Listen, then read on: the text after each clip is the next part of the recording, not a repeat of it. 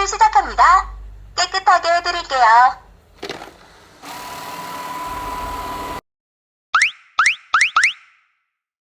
안녕하세요, 였습니다. 건조기, 식기세척기, 음식물 처리기, 가전 3대장이 있죠. 최근에는 이 제품군도 3대장 자리를, 이미 3대장 중 하나로 꼽고 계신 분들도 많으실 겁니다. 바로 로봇 청소기예요. 저도 지금까지 가성비 제품 위주로 쭉 써왔는데 오늘은 그 2세대 격인 DTOF 센서 2.0 물걸레 청소 2세대를 탑재한 로봇 청소기 후기예요. 에코백스의 T9이라는 제품인데요. 회사에서 제품을 보내주셔서 몇 주간 써봤어요. 체감될 정도의 장단점은 분명히 존재하나 제품이 별로였다면 영상은 아마 올리진 않았을 거예요. 특히 계륵으로 느껴졌던 물걸레 청소가 이제는 좀 쓸만해졌구나 싶을 정도로 만족도 높은 부분도 있었거든요. 가성비 로봇 청소기 구매 고려 중이신 분이라면 오늘 영상 끝까지 함께 해주시면 좋겠네요. 원형 바디에 빼꼼히 튀어나온 센서부, 범퍼 및 충격 방지 센서가 탑재된 전면부는 여느 로봇 청소기와 많이 닮아 있었습니다. 상단 커버를 열면 먼지통과 청소 솔이 있는 것도요. 하지만 에코백스 T9만의 차별점이라고 할 만한 것들도 있었는데요. 유니처럼 디퓨저가 들어가는 파츠랑 물걸레 청소 파츠를 교체할 수 있는 부분과 전작 대비 정확도가 훨씬 더 나아졌다는 이 DTOF 센서가 탑재됐다라는 점이에요. 그리고 전작이라 할 수 있는 T8과 비교해서는 최대 흡입력이 1500파스칼이었지만 얘는 최대 3000파스칼까지 빨아먹을 수 있다고 하더라고요. 카펫 감지 센서, 그리고 후면 가장자리에 6개의 추락 방지 센서가 있습니다. 내려가면 주인이나 로봇 청소기가 서로 민망한 상황이 발생되는 그런 장소를 구분해내는 역할을 해요.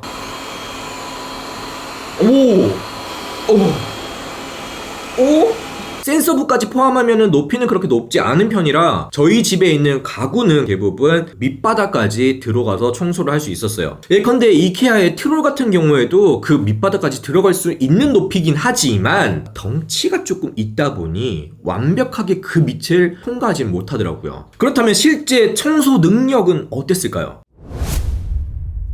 조금 떨어지는 애들은 무작정 부딪히면서 구조를 파악하는 반면에 얘는 DTOF 센서랑 이 전면에 있는 3D 센서를 통해서 벽면을 따라 집 구조를 먼저 파악한 다음에 그 안을 지그재그로 채워나가는 형태의 알고리즘을 가지고 있어요. 100% 완벽하진 않았지만 부딪힘이 꽤 적었어요. 인지하기 힘든 슬리퍼라든지 전선들 인지를 해서 피해가더라고요. 예전에 제가 썼던 제품은 온 동네 다 휘젓고 다니면서 다 끌고 다녔거든요. 한편으로는 그냥 무식하게 때려 박는 애들은 그래도 다 접근을 하다 보니 구석에 있는 먼지들까지 흡수하는 경우들이 많은데 얘는 충격을 최소화하다 보니 사각에 있는 먼지들은 한 번 더 신경은 써줘야 하겠더라고요. 협소하지만 얘가 몸이 들어갈 수 있는 곳이라면 최대한 들어는 가요. 센싱이 부족한 공간은 어느 정도 충격을 통해서 나오기는 하더라고요. 이전에 썼던 제품과는 확실히 차이는 있었어요. 여기에 또 하나 만족스러웠던 건 양옆으로 브러쉬가 있다는 점이에요. 브러쉬가 한쪽만 있는 애들은 이게 맞아서 밖으로 튀어나가는 경우들도 허다하거든요.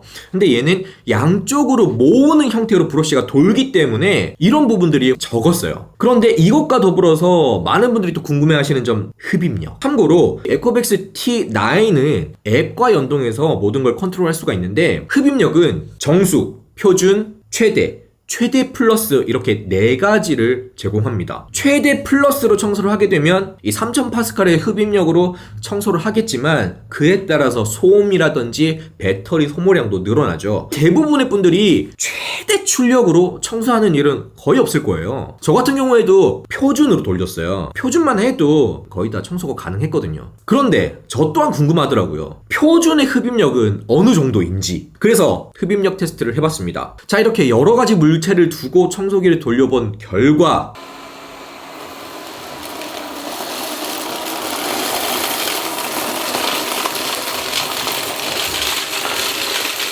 마지막 쌀과자 같은 경우에는 흡입에 있어서는 조금 버거운 느낌은 있었어요. 소음도 발생이 됐지만 실제 먼지통을 봤을 때는 흡입하는 데는 성공을 했습니다. 그런데 여기에서 제가 한 가지 아쉬웠던 점이 뭐냐면 먼지통이 가득 찼음에도 불구하고 얘가 정지하거나 먼지통이 다 찼다는 알림이나 푸시를 보내오진 않았어요.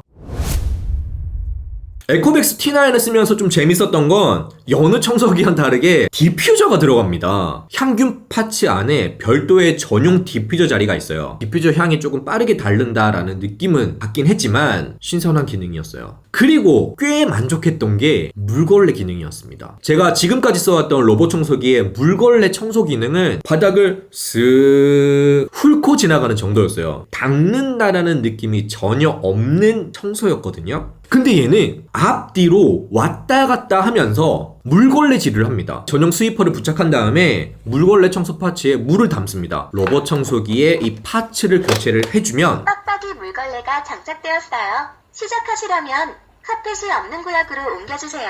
이때부터는 흡입 청소와 물걸레 청소를 동시에 합니다. 용수량을 결정할 수도 있는데요. 낮은, 중간, 높음, 매우 높음 이렇게 4가지 옵션을 제공해요. 용수량 레벨도 중간으로 썼어요. 물기를 꽉 짠 상태로 바닥에 물걸레질을 한번 했다라고 느껴질 정도예요. 그렇다면 실제 얼룩은 잘 지웠을까요? 장기간 묵어있는 때가 아니었다면 기본적인 얼룩은 다 지워냈어요. 물걸레 청소 전 후가 비교될 정도로 스위퍼의 오염도는 차이가 났습니다. 호기심에 한번 쓰고 말았던 물걸레 청소였는데 닦는다라는 행위를 하는 게 만족도에선 꽤 많은 차이를 보였어요. 물론 스위퍼를 자주 청소하지 않게 되면 이 물 썩은 내가 나는 건 마찬가지고 앞뒤 진동이 발생하다 보니 소음은 훨씬 더 크다는 단점은 있어요.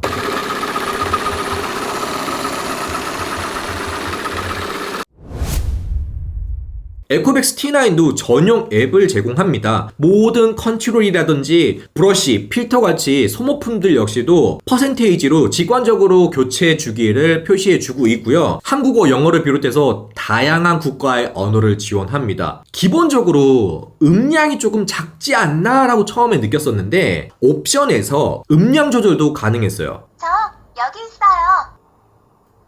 저 여기 있어요. 단순히 점으로 위치만 콕 찍어서 표시하는 게 아니라 T9이 움직일 때마다 센서부가 방향에 따라서 왔다 갔다 하는 이런 아이콘의 디테일함도 잘 살렸더라고요. 또 하나가 맵입니다. DTOF랑 3D 센서가 집안 구조를 꽤 잘 파악을 해요. 추가로 자동 청소가 완료가 되면 3D 맵을 생성해요. 완벽하게 3D 맵을 만들어내진 못했지만 사용자가 임의로 가구를 배치해 둘 수도 있어요. 청소 시 정확도나 속도는 훨씬 더 빨라지더라고요. 그 밖에 방별로 이름, 색깔을 부여할 수도 있고 가상벽을 생성해서 얘가 접근하지 못하도록 장소 구분도 지울 수 있습니다. 사용자 지정 청소도 가능하고요. 컨트롤러 기능까지도 있었으면 어땠을까 싶기는 하지만 인터페이스 알림 조작, 옵션 설정 같은 것들 꽤나 직관적으로 앱 완성도가 괜찮은 편이었어요. 정리해보면 이 DTOF 센서와 3D 센서가 만나서 충격은 최대한 방지하고 표준임에도 불구하고 만족스러웠던 흡입력, 여기에 계륵을 벗어난 물걸레 청소 2.0 버전. 사실 이 세 가지만 놓고 봐도 이 로봇 청소기로서의 기본 덕목은 갖췄다고 생각은 해요. 물론 100% 완벽하게 말끔한 청소를 해내지 못하는 건 이 로봇 청소기로서의 태생적 한계지만 청소 끝. 밥 먹으러 갈게요. 50에서 100 사이의 예산으로 로봇 청소기 찾으시는 분들이라면 비교군으로 고려해보시는 것도 좋을 것 같네요. 오늘 에코백스 T9 로봇 청소기 이야기는 여기까지입니다. 영상 끝까지 시청해주셔서 감사하고요. 다음 영상에서 찾아뵙도록 하겠습니다. 지금까지 드로그였었습니다. 빠이!